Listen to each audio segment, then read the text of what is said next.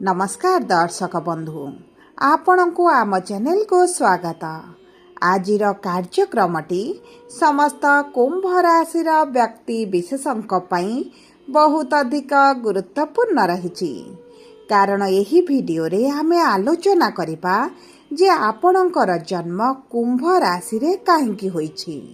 राशि चक्र रे 12टी राशि अछि, किंतु आपणकर जन्मटी कुंभ राशि रे कौन पाई हेला। एही वीडियो माध्यम रे आपण को जणाइबी एही जन्म पछर एही राशि पछर रहस्यटी एवं ता सहित आपणक जीवन रे आगामी 2030 मसीहा पर्यंत किपरि रहिबो, केबे विवाह, संतान एवं चाकिरीर जोग बनुची, विशेष भाव में मृत्यु हेबार भय रहुची, मृत्यु भली संकट आसीपारे किंबा मृत्यु भली किछिटा बाधा सृष्टि होई पारे, केउ वर्ष आपण को सचेतन रहिबाकू पड़िबो एही वीडियो माध्यम रे आपण को जणाइबी। सेथिपाई आपण ध्यान दे वीडियोटी को देखंतु, बुझंतु एवं जानंतु कौन करिबा द्वारा आपणकर खराब समयटी टळि जिवो।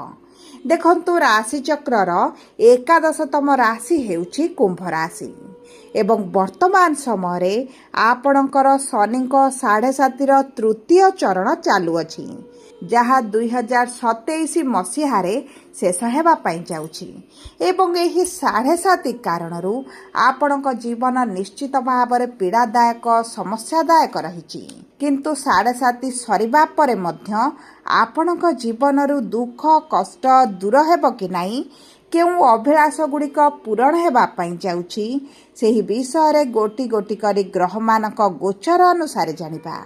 विशेष भाव में शनि, राहु, केतु एवं देवगुरु बृहस्पति कौन प्रभाव पकाइबे ताहा जानिबा, कारण यही 4टी प्रमुख ग्रह गुड़िक गोटिए राशि रे दीर्घ दिन पर्यंत रही थांती।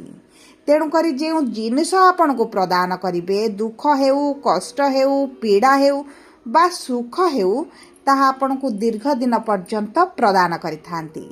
तेणुकरी समस्त कुंभ राशि व्यक्ति विशेषों जीवन विषय विस्तृत भाव में आसंतु जानिबा। किंतु वीडियोटी आरंभ करने पूर्वरु जदि आपणकर भी कुंभ राशि होइथाए एवं आपण भी ईश्वर को आंतरिक भक्ति एवं विश्वास करती, तेबे वीडियोटी को लाइक करंतु। कमेंट बॉक्स रे जय जगन्नाथ, जय माँ लक्ष्मी अवश्य लिखि दियंतु। ता सहित आम सह जोगाजोग करिबा पई वीडियोर मध्य भाग रे को व्हाट्सएप नंबर टिए दिया जायछि, जो नंबर साहाय्य आपण आम सह जोगाजोग करी निजर नूतन कुंडली प्रस्तुत करि परिबे, कुंडली विश्लेषण कराई परिबे, किंबा आपणकर चाकिरी, विवाह, व्यवसाय, प्रेम संपर्क, शिक्षा, स्वास्थ्य को नहीं किछि समस्या रहिछि ताहार सहजरे एवं स्वल्प मूल्य रे समाधान करि परिबे। सेथिपाई आपण आम सह वीडियोर शेष पर्यंत जोड़ी होई रुहंतु एवं व्हाट्सएप नंबर माध्यम रे आम सह जोगाजोग करी खूब कम मूल्य रे आपणक समस्यार समाधान करंतु। एबे आसंतु कार्यक्रमटी को आरंभ करिबा एवं जानिबा 2030 मसीहा मध्य रे आपणक जीवन रे कौन सबु घटिबा पाई जाउछि। देखंतु सर्वप्रथम आपणक राशि रे राहु विराजमान करिसंती एवं राहु डिसेंबर 5 तारिख 2026 पर्यंत आपणक राशि रे रहिबे एवं डिसेंबर मास रे बा एही वर्ष शेष सुधा राहु आपणकर 11 भाव को गोचर करिबा क्षणी आपण जो मानसिक दुश्चिंता रे रहउचंती, मन भीतर विभिन्न प्रकार चिंता आसुची एवं जो कारणरू मुंड व्यथा, मन रे समस्या, बीपी, डायबिटीज बोली विभिन्न प्रकार समस्या देखा जाइछि एवं बहुत गुड़िए लोकंकर विभिन्न प्रकार जो रोग मानसिक चिंता को नहीं आसीछि ताहा कमिबा आरंभ होइजिबो। जेहेतु राहु एक छाया ग्रह, पाप ग्रह आपणक राशि रे विराजमान करी एवं शनिको 7.5 थिबा कारणरू आपणक जीवन रे जो सब खराब दुष्प्रभाव पड़िछि ताहा कमिबा आरंभ होइजिबो। विशेष भाव में 2027 जून मास 3 तारिख दिन शनि आपणकर तृतीय भाव को गोचर करबा क्षणी आपणकर शनिकर 7.5 समाप्त होइजिबो। किंतु शनि पुनर्बार आपणक राशि को बक्री होई 2027 अक्टोबर मासरे फेरिबा पाई जाउछि। जो कारण पुनर्बार किछिटा अर्थजनित संकट मध्य आपण देखिपारती। किंतु मोटामोटी भावे देखा गले शनि 7.5 जून मास 3 तारिख रे शेष हो जो कारण शनिकर प्रभाव आपण कमिजिव। एवं सबुठारु बड़ कथा हेउछि जून मास 6 तारिख 2026 मसीह माने आगामी 2 मास मध्य देवगुरु बृहस्पति पंचम भाव त्याग करी षष्ठ भाव को गोचर करिवे। आपणक रोग ऋण शत्रुर भाव में विराजमान करिवे एवं एही षष्ठ भाव में जून मास 2 तारिख ठारू अक्टोबर मास 31 तारिख 2026 मसीहा पर्यंत रहिबे। एही समय मध्य आपणकर गुप्त शत्रु बाहरी पारंती। किछिटा अर्थजनित संकट मध्य आपणकर बढ़ी पारे किंबा आपणकर पुराना स्वास्थ्य समस्या आपणको बहुत अधिक कष्ट दे पारे, पीड़ा दे पारे। जेहेतु कुंडलीर षष्ठ अष्टम द्वादश भाव को शुभ बोली मना जाएनी, तेणुकरी गुरु शुभ ग्रह हेले मध्य अशुभ फल प्रदान करिवे। सेथिपाई एही जून मासरू अक्टोबर मास पर्यंत आपण निजर स्वास्थ्यर विशेष भाव में ध्यान नेबार आवश्यकता रही। जो व्यक्ति मानकर विवाह हो पारु नथिला, विवाह रे समस्या रहितला, विवाह रे विलंब देखुथिले एवं बयस मध्य 40 अतिक्रम करिलानी किंबा 35 अतिक्रम करि सारिलानी, सेही व्यक्ति मानकर एही अक्टोबर मास 31 तारिख ठारू विवाहर अति प्रबल जोग बनुछि। कौनसी ना कौनसी माध्यम रे आपणकर विवाह होइजिब। विवाह जनित बाधा गुड़िक आपणकर शेष होइजिब।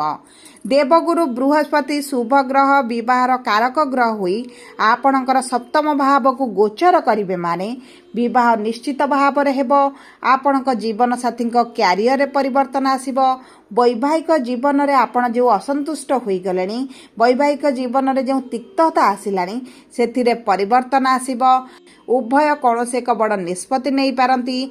विशेष भाव में कौनसी बड़ कारोबार आरंभ करि पारती, व्यवसाय आरंभ करि पारती, जहाँ आपणक पई अत्यंत शुभदायक रहिबो। ता सहित जदि आपणकर स्वास्थ्य रे किछि समस्या रहितला, जून मासटारू आपणक क्यारियर रे आपण बड़ परिवर्तन देखिबे। आपणक कर्म क्षेत्र रे शुभ परिवर्तन सहित जदि आपणक पार्टनरशिप व्यवसाय रे किछि समस्या आसुतला ताहा दूर होइजिबो। एही समय मध्य आपण पार्टनरशिप कार्य मध्य आरंभ करिले आपणको उत्तम फल प्रदान करिवे। देखंतु आपणकर सप्तम भाव रे देवगुरु बृहस्पति अक्टोबर मास 25 तारिख ठारू नवेम्बर 2026 पर्यंत विराजमान करिवे। जदि आपणक कर्म क्षेत्र रे आपण परिवर्तन चाहुथिले, ट्रांसफर पई चेष्टा करुथिले, दीर्घ दिन हला आपण लागि मध्य आपणको सफलता मिलि पारु नथिला, तेबे 2028 जून मास पर ठारू 2029 वर्ष रे आपणकर ट्रांसफर अति प्रबल जोग बनिबो। कारण राहु गोचर करिवे आपणकर दशम भाव को एवं एही वर्षटी आपणक कर्म क्षेत्र संबंधित उत्तम फल प्राप्त करिवे। आपणकर जदि नूतन भाव रे किछि कर्मर संधान रे रहिछंती, तेबे आपणको निश्चित भाव रे शुभ फल प्राप्ति हेबो। जो व्यक्ति माने सरकारी चाकरी पे प्रिपरेशन करूचंती एवं दीर्घ दिन हला चेष्टा करूचंती सरकारी चाकरी होई पारु नाही, तेबे 2028 मसीह आपणक सरकारी चाकरी लागि जिबार अत्यंत शुभ समय रहिछि। देखंतु आपणक राशि रे 25 जून 2027 ठारू 26 नवेम्बर 2027 मध्य गुरु आपणकर अष्टम भाव में विराजमान करी आपणक स्वास्थ्य समस्या को बढ़ाई पारती। सेथिपाई एही समय मध्य आपणक स्वास्थ्य उपरे विशेष भाव में ध्यान देबे। किछिटा छोट बड़ एक्सीडेंट हेबार मध्य संभावनाटी देखा जाउची। सेथिपाई निजर स्वास्थ्य सहित यातायात समय मध्य निजर ध्यान रखिबा अत्यंत जरूरी अटे। सबु परे जो कुंभ राशि व्यक्ति विशेष माने संतान प्राप्ति पाई चेष्टा करुछंती, एही जून मास मध्य शनि जेहेतु पंचम भाव रे अछंती, संतान प्राप्तिर अत्यंत प्रबल जोग बनुछि। एही समय पर गुरु आपणकर पंचम भाव त्याग करिवे माने पुनर्बार संतान प्राप्तिर जोग आपणकर अक्टोबर मास 2026 परे आपण को प्राप्त हेबो। कारण षष्ठ भाव रे देवगुरु बृहस्पति एतटा शुभ फल प्रदान करंती नाही। किंतु पुनर्बार आपण को संतान प्राप्तिर जुग अक्टोबर मास 31 तारीख परठारु प्राप्त हेब। एही समय मध्य आपणक संतान प्राप्ति पाई अत्यंत शुभदायक रहिब। एवं शनि आपणकर द्वितीय भाव त्याग करबा क्षणी कुटुंबर भाव को त्याग करबा क्षणी मध्य आपण को संतान प्राप्ति होई पारे। सबु पर देखंतु अशुभत्व को दूर करबा पई आपणकर बाधा विघ्न को दूर करबा पई आपण प्रतिदिन शनिकर बीज मंत्र संध्या समय 108 थर पाठ करंतु। शनि जेहेतु आपण राशि स्वामी प्रतिदिन हनुमान चालीसा पाठ करंतु। चेष्टा करंतु कला काऊ को प्रतिदिन खाद्य देबा पई एवं आर्थिक समस्या ऋण करज को दूर करबा पई हनुमान मंदिर रे मंगलवार दिन चमेली तिल अर्पण करबा सहित नाल रंगर सिंदूर मध्य मंदिर रे अर्पण करिले आपणक पई अत्यंत शुभदायक रहिबो। जदि आपणकर कुंभ राशि होइथाय वीडियोटी किभଳି लागला कमेंट बॉक्स रे लिखि जणांतु। जदि आपणक प्रियजनकर कुंभ राशि होइथाय वीडियोटी तांका सहित शेयर करंतु। जदि प्रथम थर आम चैनल को आसिछंती चैनल टी को सब्सक्राइब करंतु। पाखरे थिबा बेल आइकन को